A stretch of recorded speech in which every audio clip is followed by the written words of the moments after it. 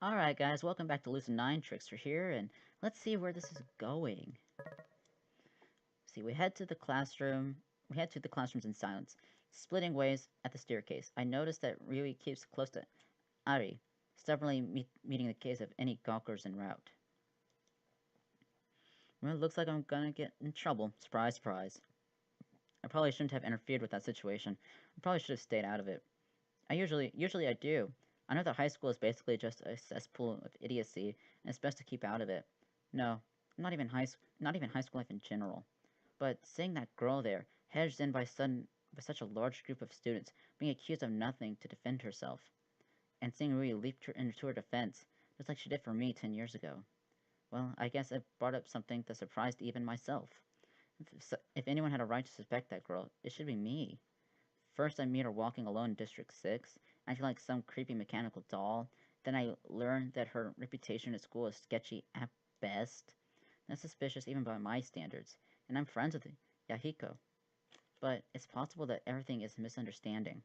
It's possible that she really just wants friends, and that she's a normal person inside, and that she just had a difficult time conveying her thoughts. I understand that feeling. I understand it more than anyone else. Ahem. I shake myself out of my thoughts and take in my surroundings. Huh, looks like some of the morning classes have passed. Yeah, I totally wasn't paying attention. In front of me, 3 girls with hair and makeup arranged just like Elizabeth stand with very indignant, superior expressions. I quickly recognized them as the most avid members of her fan club. Hey, loser, we have something to say to you. Lucky me. They ignore me, crossing their arms in an uncanny unison. We heard you're giving Elizabeth a hard time. I glance at Elizabeth, whose eyes are wide with panic. Interesting. Looks like she had no hand in this development. Then where did they get their information from? You better stop before we make you. Elizabeth deserves better. Idiots. I only snort and turn back to my homework. Hey, look at us. No thanks. I don't feel like vomiting, I think, but I managed to keep my mouth shut. Thoroughly exasperated by these girls, I nod my head at Elizabeth and raise my eyebrow in warning. Her face pales slightly, and she slides over to my desk, smiling faintly at the 3 girls. Hello. Oh, Elizabeth, this guy's been bothering you for a while, right? Elizabeth opens her mouth, clearly intent on agreeing with the girls, but I shake my head ever so slightly. She grits her teeth together, but somehow manages to keep her smile intact. Thanks for your concern, but it's really fine. The girls blink clearly in surprise. Are you sure? Weren't you just saying the other day? Saying what? I don't know what you're saying. Ha ha ha ha ha. She sends an uneasy glance at me. I only smile innocently. This really shouldn't be fun, but it is, remarkably so. I thought Yama was bothering. No, it was, a misunderstanding. Oh, alright. They nod slightly at me, like that's an adequate apology. We're keeping an eye on you, don't mess with Elizabeth. Then they strut out of the classroom, their footsteps in perfect unison. I turn to Elizabeth. She grips the edge of her desk seat. Her knuckles turn white. I really can't believe you. You're enjoying this, aren't you? Despicable. She turns away from me in a huff. Excuse me? I'm not even the one who started it all. Heck, she's the one who constantly picked a fight. It's always been that way. Whatever. This isn't even worth thinking about. I turn my attention back to the front of the classroom as the break comes to an end. The rest of the morning class sludged by uneventfully. This time Elizabeth is clearly sulking. Misaki is just as focused as ever. And by focus, I really mean that she's on her phone the entire period. When lunch time comes, I tap Yahiko on the shoulder as I grab my backpack. Hey, lunch? Huh? What? Lunch. Cafeteria. Oh yeah, sure, right. Cafeteria. Something wrong? Nope, nothing. Absolutely nothing wrong. I was just thinking, it's been nice to have a couple more minions. Isn't that what your club is for? Club. The blank look on his face is foreign to me. I slap him on the back. The club that'll take over the universe of your, minions? Clearly, I'm really bad at this. Whoa! Huh? It's lunchtime. When was it? Did I time travel? A quick sigh of relief passes my lips before I'm able to spot it. Seems like Yahiko's back to normal. Yeah, it's 40-10-80. You've been asleep for 2,000 years. I don't feel like that rested. We kept you in cryo freeze during a light stage of your sleep cycle rather than an REM. You mean I was scammed on 2,000 years of deep sleep? On the contrary, you were saved from 2,000 years of homework. Oh, I guess you're right. I wonder if you'll realize I'm not supposed to be alive. Well, super realistic hologram Yama. Should we go grab some lunch, or do you guys still eat that kind of thing? Or he could come make us some totally ridiculous yet somehow plausible assumption. Indeed we do. Then what do we wait for? I want to see what kind of cuisine has developed after 2,000 years. Thoroughly re-energized, he skips out of the door. I'm just about to follow, but I feel a sudden tap on my elbow. Yama Ishimoto? It's the girl from the cafe. Natsuki, was it? I glance at Elizabeth. She's in the middle of some fluffy small talk with her groupies, and intentionally keeping her back to me. Lizzie's over there. I'm aware of that. She isn't the one whom I wish to speak to. Then what do you want? I have a simple question for you. As far as I could tell, nothing's simple when it comes to this girl. Have you ever felt like two people are fighting for your body? What? More specifically, fighting for control of your body. Like, mind control? No, more like two different entities in simultaneous resonance, resulting in widely different actions or processes of thought. A chill runs up my spine. I think it'd be fairly obvious I'm going through something like that. Well, you may or may not have any recollection of the other entity. Something about her mysterious smile sets me on edge. And what's with the sudden questions?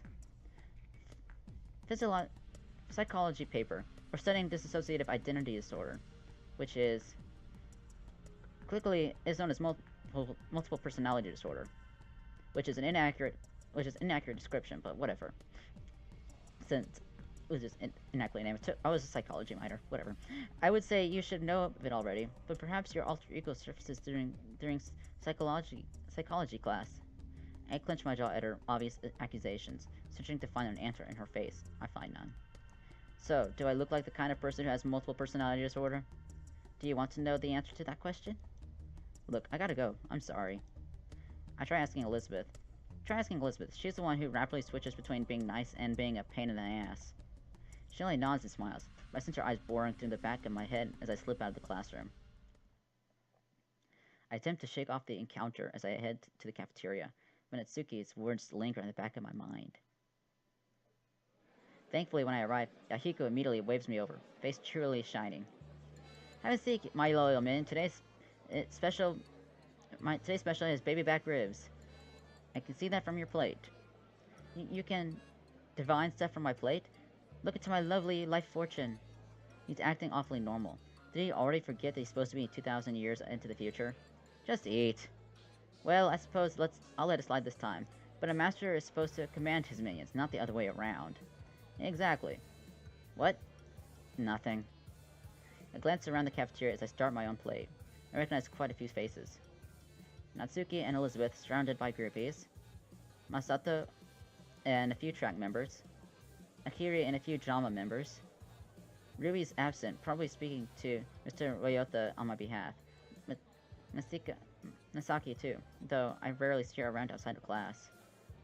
And the corner eating alone is Ari. She seems to be satisfying herself with her own plate of ribs. Something about her picture seems empty. It looks empty, lonely. Say, that gives me an idea. So, how's it been with the ladies? Huh?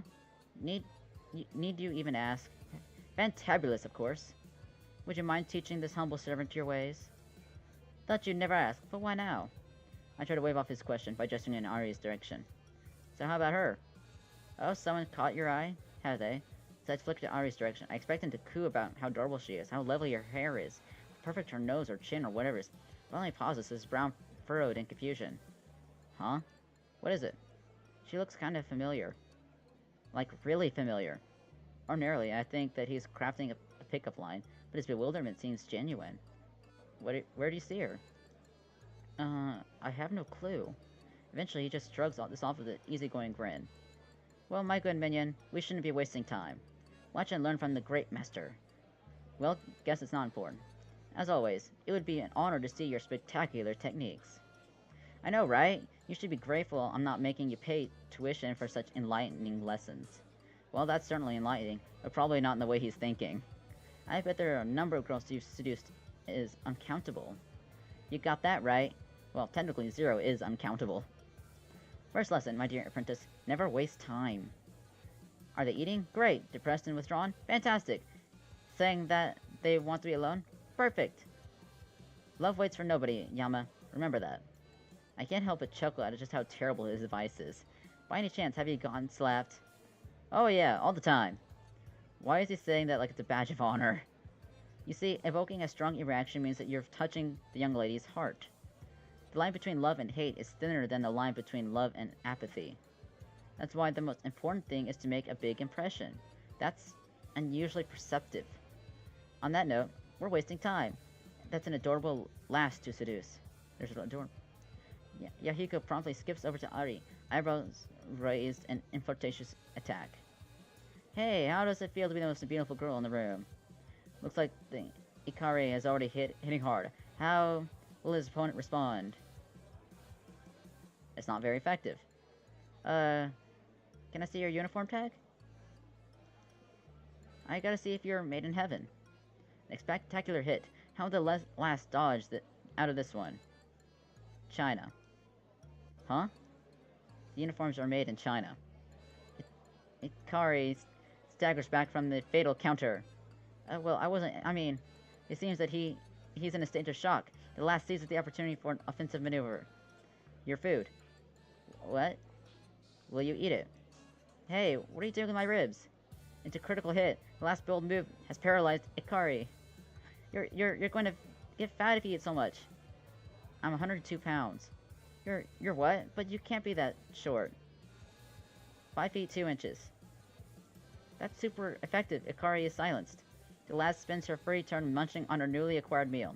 It's sort of adorable, like a baby hamster munching at what? But anyway, back to the match. Ikari studies the last for a moment, no doubt attempting to analyze any potential weak spots. This girl's a tough one. Usually I don't allow these things, but Yama, why don't you give it a shot? Nah, I'm just the commentator of this battle. What? Nothing. Thankfully, Ikari decides to switch his attention from the lowly commentator back to his original target. Why aren't you responding? You should be honored that someone like me is paying attention to someone like you. Don't tell me. You don't swing that way? I'm straight. A clean hit at his vital points. It looks like bad for Ikari. Then why? The last merely finishes up Ikari's ribs and moves on to her own. Are you a witch who took some weird potion to resist me? Why are you so unaffected by my charms?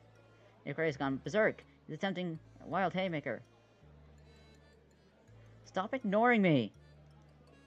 Arg, forget it. You're just like all the other commoners. You don't deserve being seduced by a superior being like me. Answer me when I'm talking to you. My meat is getting cold. What an amazing display of indirect trash talking. The lass has just placed Ikari below some humble baby back ribs. You! Ikari hurt himself in his confusion. Meanie, bully, I'll have my revenge, I'll tell you, revenge! And Ikari exits the ring. Automatic forfeit. Instant KO. Nothing. As Ari finishes up the meat on her plate, I settle into the chair next to her. It's hard to tell from the stoic expression of her face, but she seems a little happier than a few moments ago. Do you want my ribs? Didn't you just eat them all? I did. Then why did you offer? Then why are you here? At the very least, she's more open than when I met her yesterday. I'm sitting. Sitting is nice. Her expression doesn't even budge. Sitting makes the world go round. And sitting is good for you. It's bad for you. Her sudden response catches me off guard. What?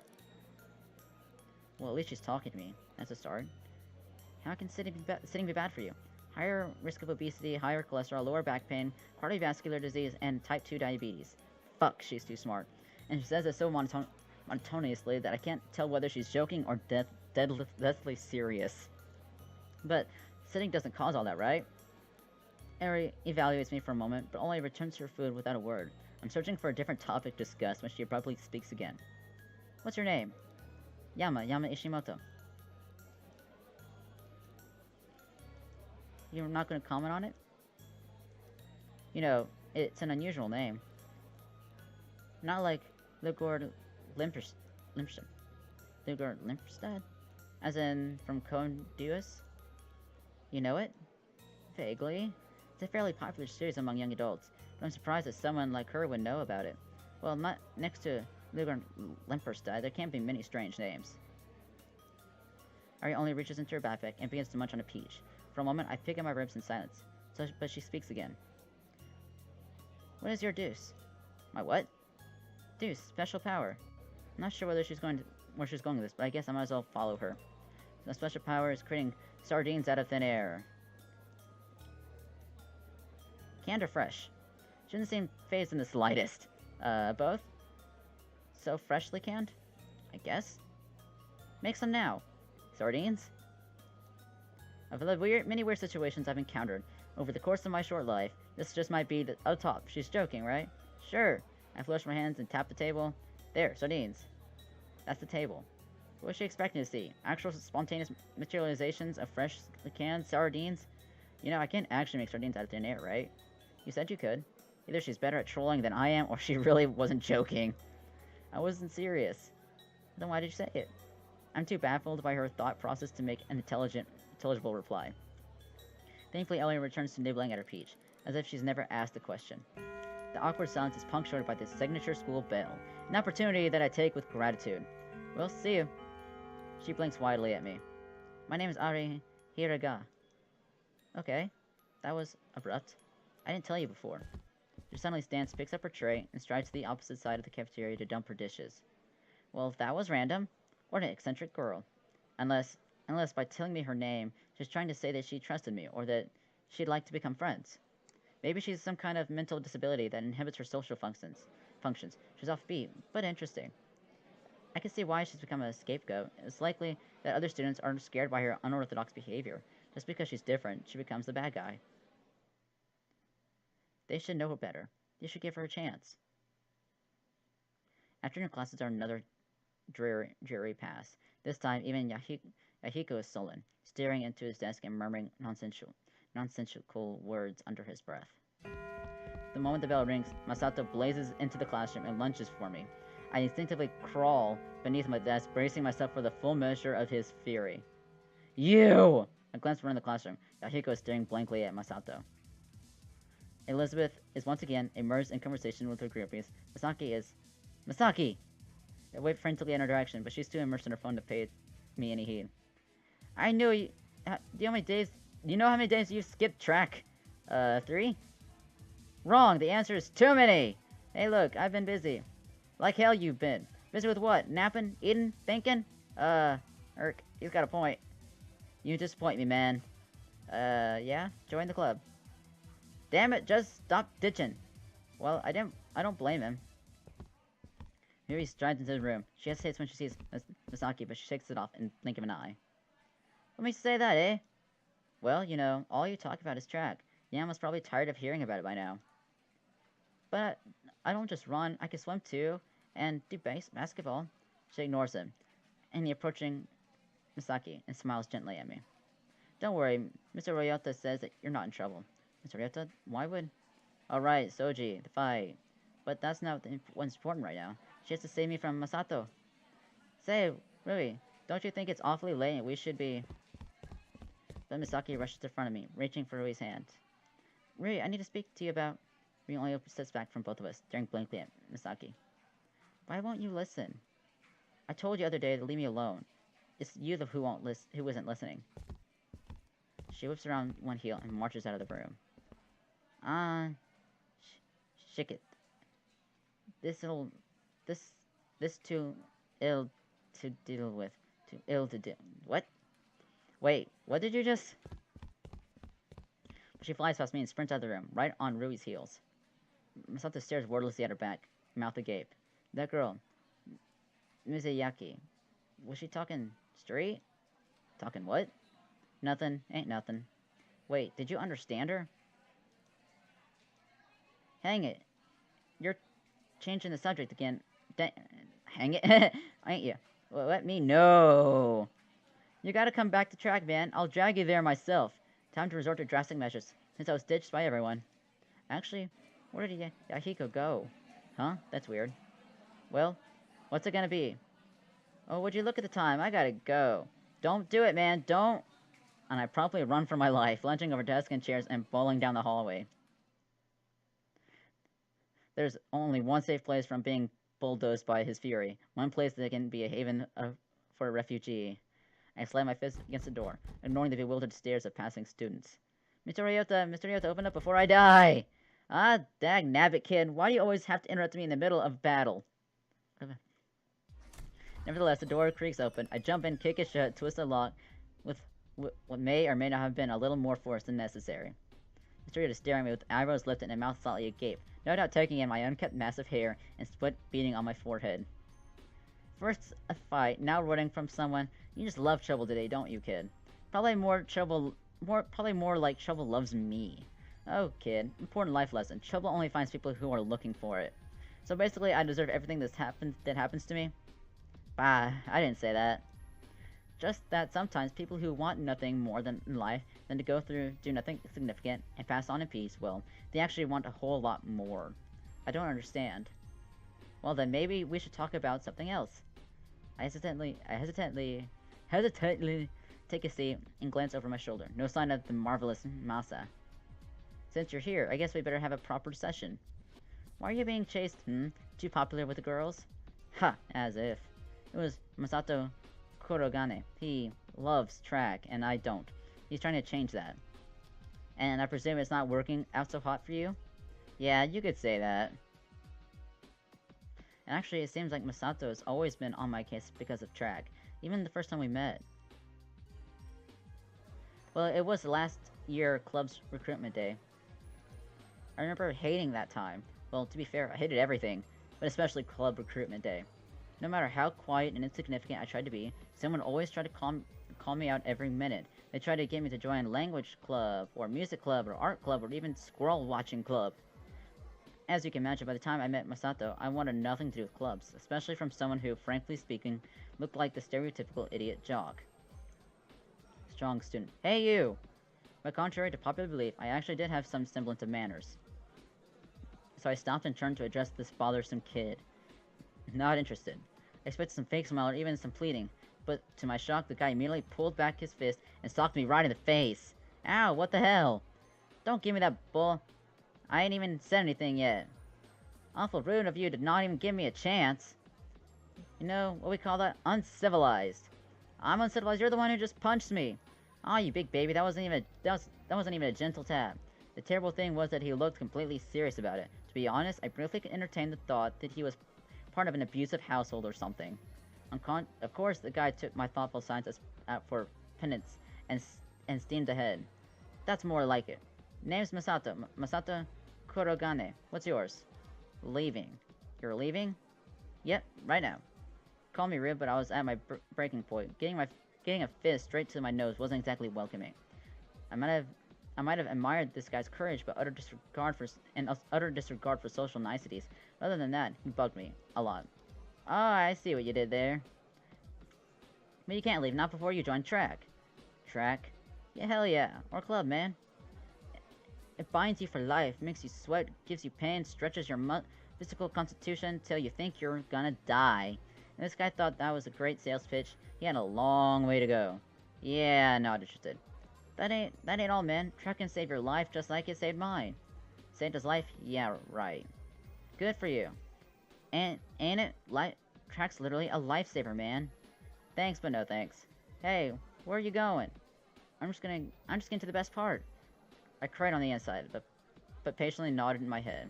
If you get good enough, you can get a scholarship. This place don't come cheap, you know. Even a little amount would help your parents. Things were beginning to make sense. Is that why you're in track? Come to think of it, you still haven't told me your name. Interesting enough, I found out that I was actually beginning to like this guy. At least he wasn't superficial like everyone else. If anything, he was the opposite. He wore his heart on his sleeve. Besides, I needed something to do while Rui was in drama. What else was I gonna join? Art? Dance? Squirrel watching? I'm Yama Ishimoto. Huh? What kind of name is that? My parents liked poetry. No way! Oh gosh, she was probably gonna rant about how poetry and literature was a waste of time. Who was her favorite? Matsuo Basho? Kaboyashi Issa? Maybe foreign guys like Edgar Allan Poe or William Shakespeare. What the? You like poetry? Of course I do. Poetry is the manliest way to cry. This guy only got stranger. What about literature? Manliest way to hate people. Science? Manliest way to take stuff apart. Math? Manliest way to put stuff together. History? Manliest way to predict the future. By any chance, what are your grades? Average of 99. No way, the highest class average I ever heard was a 92. This guy's smarter than me? I don't understand you at all. It's okay, you don't need to. Just gotta join track. On second thought, I didn't think he was smarter. He just studied harder. Still, it took guts and passion and everything I didn't have. Okay, I'll try it out, but only for a little bit. Ha, and you to come around. Come on, let's get to track. Already? Don't you have other unfortunate souls to recruit? Nah, others will take care of them. Let's go. And that was how I met Masato. I was never actually a regular track member, but for some reason he always wanted me to be. Even now, I don't really understand why. He probably just wants to help people become their best. Then why would he pick me? Me, when there's so many people who would love track and running and competitions and all that crap. Isn't that the whole point of picking you? Because I'm useless, so turning me into something useful means a lot? Nah, because you're a challenge. You know, that doesn't exactly make me feel any better. Why not? You should feel very, very loved. Oh, I do. A bit too loved. Masato probably sees you like a little cousin or a younger brother. Do you know that? What? Masato does? Why would he do that? You know, kid, sometimes there's just nice people in the world and you shouldn't question it. And sometimes there are ulterior motives behind everything. Masato Kuragane ulterior motives? Well, that's true, I guess. It's not like Masato would fake anything. But it still doesn't make any sense. Why would he choose me, a random stranger, as his little brother? To be honest, I've usually thought of Masato as my little brother, since he's, you know, kind of obtuse and not cynical and embittered by the world. Something like that. A kind of innocence. Maybe you shouldn't be asking why your friends love you, Yama. Maybe you should be looking for ways to return that love instead of looking for ways to deserve it. I sounded really cool, didn't I? I'm leaving. Aw, come on, kid. That was good. Admit it. I admit it. I'm still leaving. He only chuckles and slaps a hand on my shoulder. Have a good day, kid. I nod wordlessly in response as I step out of his office. Alright, I'm going to save. And I shall see y'all in the next one. Bye-bye!